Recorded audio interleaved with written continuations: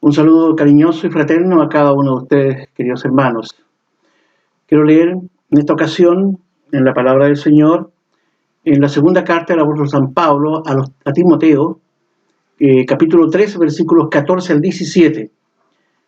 Dice lo siguiente esta escritura: Empero persiste tú en lo que has aprendido y te persuadiste sabiendo de quién has aprendido, y que de la niñez has sabido las sagradas escrituras, las cuales te pueden hacer sabio para la salud por la fe que es en Cristo Jesús. Toda escritura es inspirada divinamente y útil para enseñar, para redarguir, para corregir, para instituir en justicia, para que el hombre de Dios sea perfecto, enteramente instruido para toda buena obra. Quiero hoy hablar de lo que nos dice el contenido de estos versículos escogidos.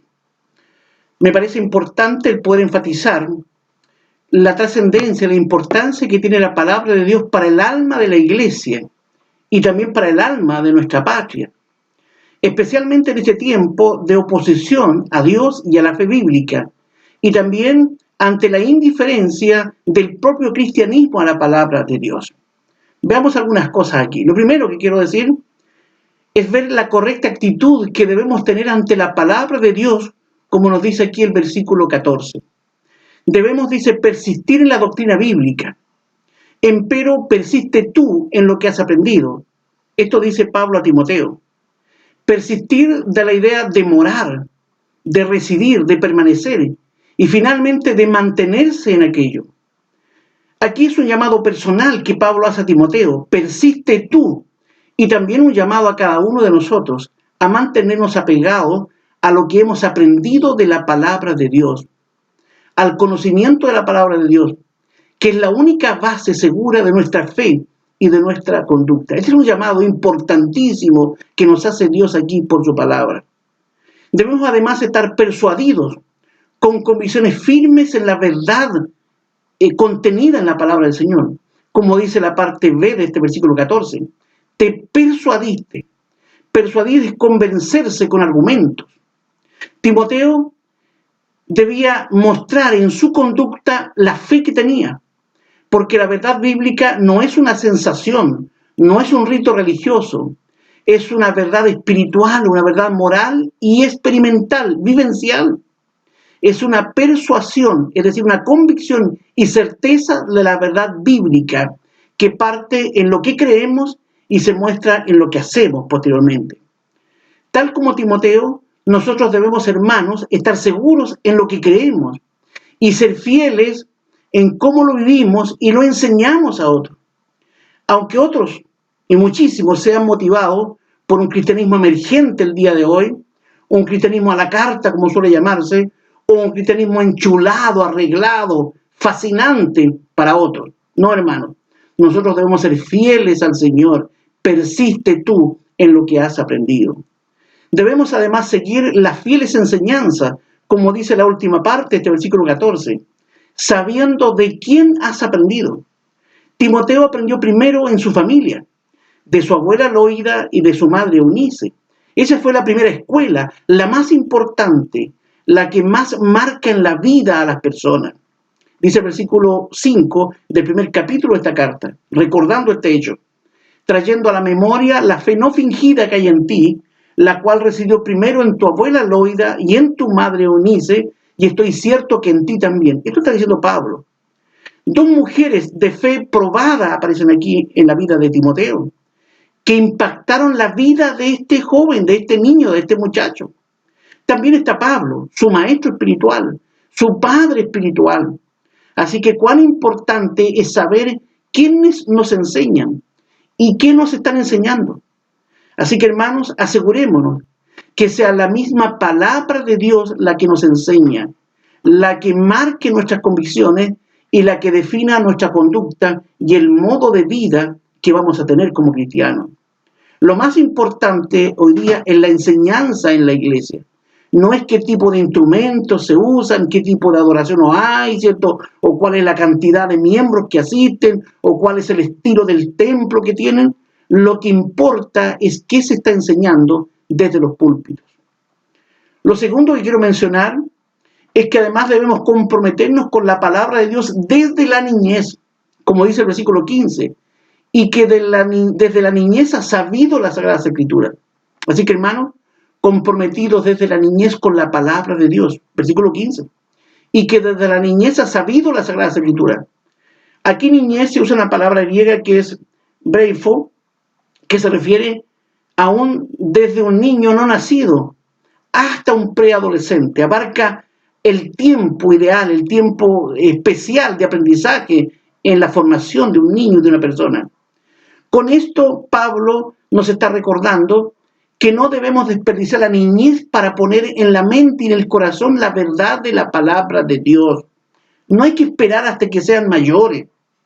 Desde la niñez se debe aprender y saber las Escrituras. Aquí vemos a toda la familia de Timoteo comprometida en su aprendizaje, y es lo que debemos hacer en nuestros hogares.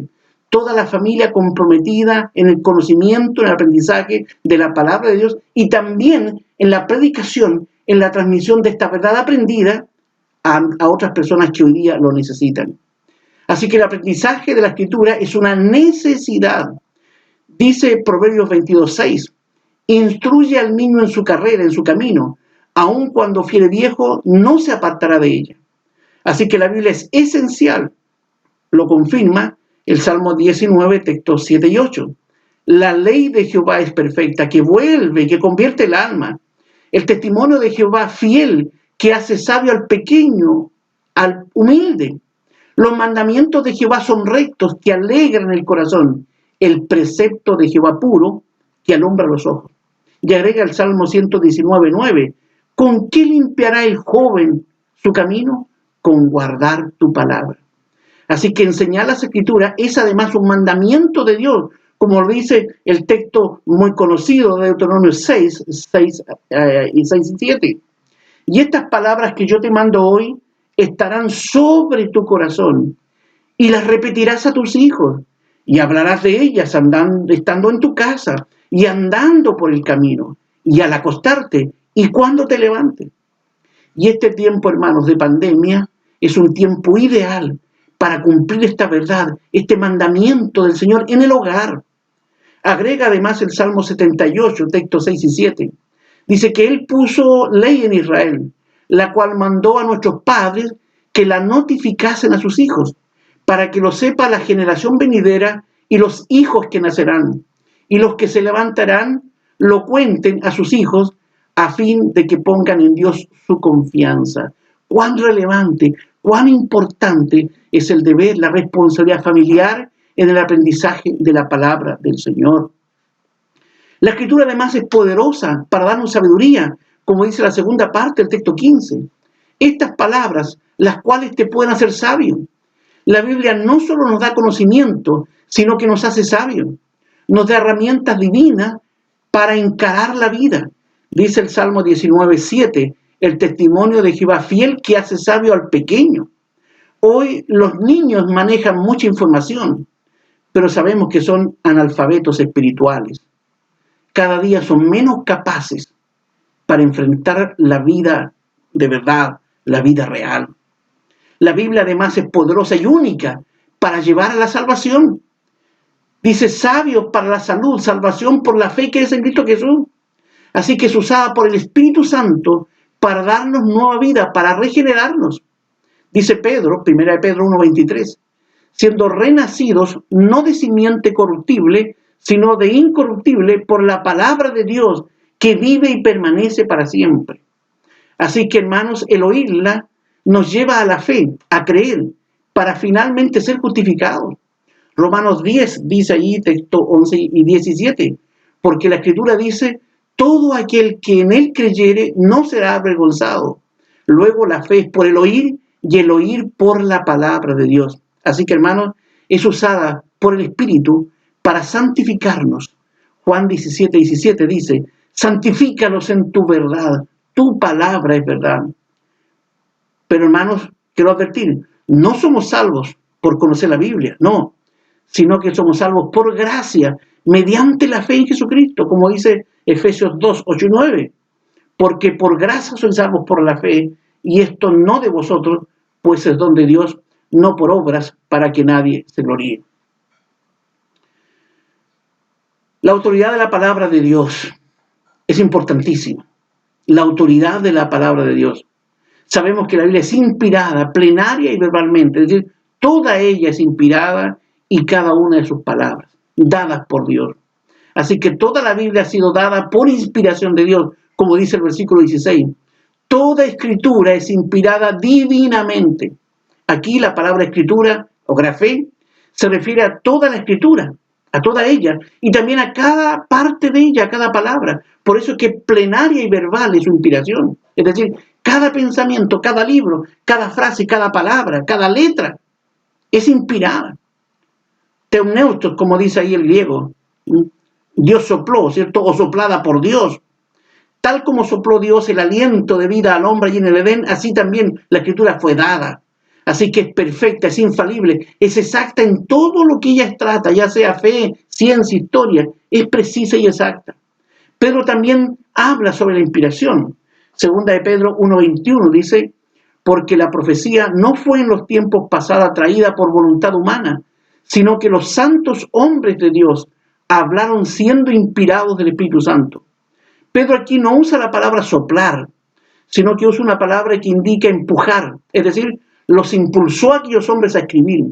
Dios seleccionó a esos escritores, les comunicó el mensaje, Dios los mandó a escribir y preservó el escrito para que quedaran solo las palabras dadas, las que Dios quería. Así que, hermanos, no hay ninguna duda. Tanto Pablo como Pedro dicen que la inspiración es la acción de Dios sobre el escrito bíblico y sobre el escritor allí también. Cada palabra fue dada por el aliento del Señor. La Biblia entonces contiene, hermanos, la mente de Dios finalmente. Nos habla del estado del hombre, del camino de la salvación, de la condenación de los pecadores y de la felicidad de los creyentes.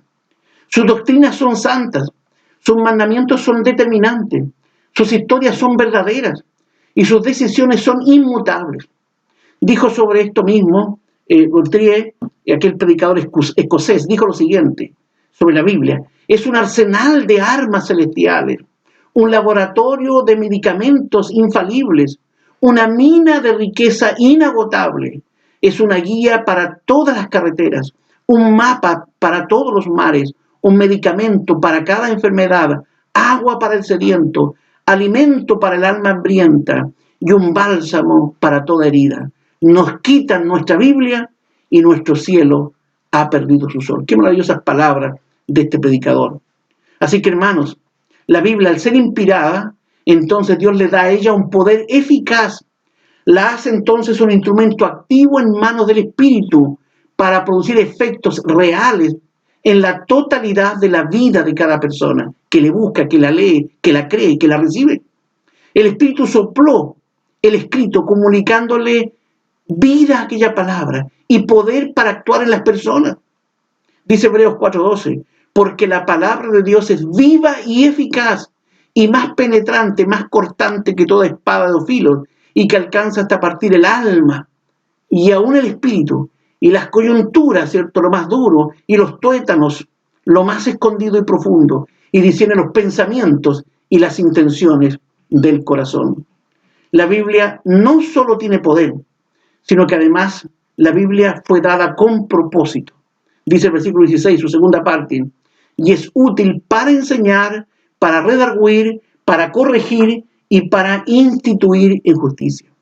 Pablo aquí usa 4 palabras para mostrarnos la maravillosa obra y la utilidad que nos ofrece esta bendita palabra de Dios. Primero dice que es útil para enseñar. Dice que es para, indicando con esto que tiene el propósito de la enseñanza. Didascalía, como dice el griego, enseñanza.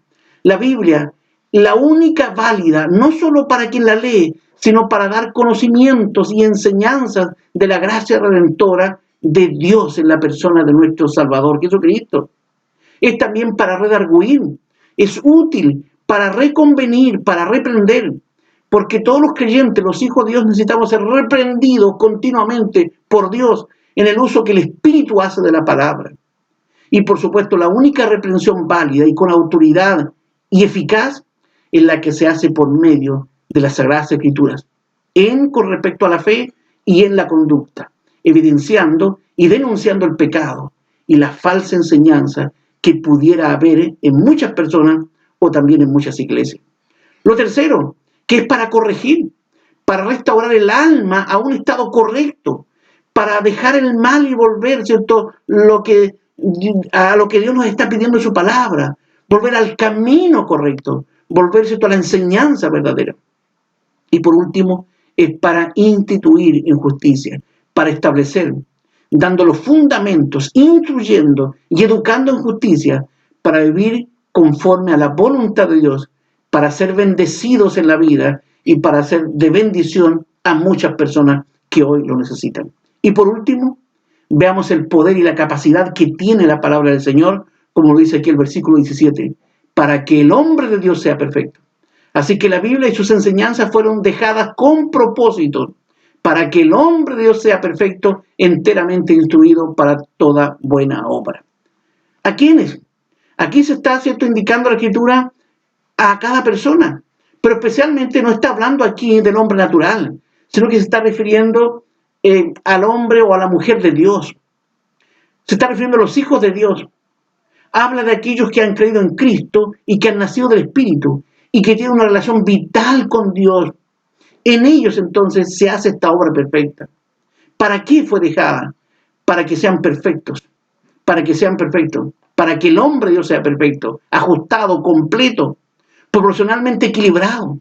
Porque la Biblia nos prepara y nos hace aptos para algo. Nos equipa, nos pertrecha, nos prepara enteramente para un propósito. ¿Y cuál es el fin?